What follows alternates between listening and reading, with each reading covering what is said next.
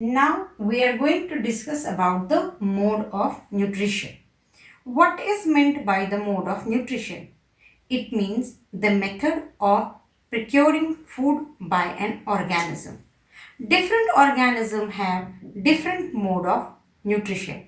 There are two main mode of nutrition. One we are describing as autotrophic mode of nutrition and another we describe as heterotrophic mode of nutrition. Now, what is autotrophic mode of nutrition? Autotrophic mode of nutrition is a kind of nutrition in which the organism prepare or synthesize its own organic food by utilizing only the inorganic raw material. Such organism, that is, which can prepare their own food from inorganic raw material, are called as autotrophs, and the mode of nutrition shown by the autotrophs are called as autotrophic mode of nutrition. Now we are going to describe about what is meant by heterotrophic mode of nutrition. Heterotrophic mode of nutrition is that mode of nutrition in which the organism derive energy from the intake and digestion of the organic substances prepared by autotrophs. In simpler words, I can say that heterotrophic mode of nutrition is that mode of nutrition in which the organism depends upon autotrophs or organism which take up the autotrophs for their nutrition. Hello students, today we will be discussing about nutrition in human beings. Digestion is a catabolic process in which complex and large components of food are broken down into their respective simpler and smaller forms with the help of various hydrolytic enzymes. The main aspect of the digestive system is the alimentary canal. Alimentary canal is nearly 7 to 8 meters long and is associated with the digestive glands. The major portion of the alimentary canal are mouth. Mouth is the first part of the digestive system from where the food enters into the alimentary canal. Then tongue. Tongue is a highly muscular sensory organ present at the floor of buccal cavity. It helps in mixing food with saliva and then injecting the food in esophagus. The buccal cavity has 3 pairs of salivary glands located at different locations. These salivary glands secrete saliva through their duct. Saliva contains water, salt, mucus and enzyme called as salivary amylase. The function of salivary amylase is to digest carbohydrate. So, carbohydrate digestion begins in the buccal cavity. Then the food moves into pharynx. It is nearly 12 cm long, funnel-shaped vertical canal which serves as a passageway for the food from the buccal cavity to esophagus. Then esophagus. The esophagus is the long tubular structure which serves to carry the food from pharynx to the stomach. The movement of the food within the esophagus or whole alimentary canal occurs through a movement which is known as peristaltic movement. Peristaltic movement is the rhythmic contraction and expansion of the walls of alimentary canal. Then the food goes into J-shaped bag, that is stomach. Stomach is a J-shaped muscular sac present on the left side of abdomen. Partially digested food reaches into the stomach.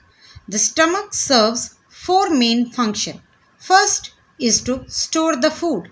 The food is stored in the stomach for variable duration. Second, It helps in mechanical churning of the food. Third, it helps in partial digestion of the food. There are three types of gland present in the walls of the stomach which secrete various juices which are called as gastric juices. The juices are HCl, hydrochloric acid, protein digestive enzyme and mucus. The function of hydrochloric acid is to make the medium acidic so that protein digestive enzyme known as pepsin acts in the acidic medium which breaks down the protein into peptone. There is a little bit of gastric lipase also which partially breaks down the lipids present in the food. Then the mucus. Mucus is also secreted by the gastric glands. It covers the inner lining of the stomach and protect it from corroding action of HCl as well as from pepsin enzyme. Fourth function of stomach is that it helps in the regulation of flow of food into the small intestine. Small intestine. The small intestine is the longest part of the alimentary canal. It is a narrow tube of about 6 meters which lies coiled in the abdomen.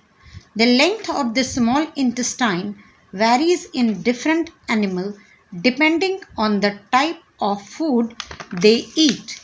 The exit of the food from the stomach is regulated by the muscle at the pyloric end known as pyloric sphincter muscle.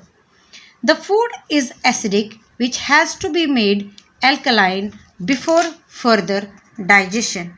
Small intestine receives the secretion from liver and pancreas through a common duct formed by the union of bile duct and pancreatic duct. The bile duct carries bile. The bile is secreted by liver and stored in gallbladder. Function of bile is to help in emulsification of fat as well as to make the medium alkaline. Pancreas. Pancreas secrete pancreatic enzymes and hormone. Pancreas is both an endocrine gland as well as an exocrine gland. Pancreas secrete pancreatic enzyme which comprise of pancreatic amylase, pancreatic lipase and trypsin. The function of pancreatic amylase is to cause the breakdown of starch. Pancreatic lipase breaks down lipid and trypsin causes the digestion of protein.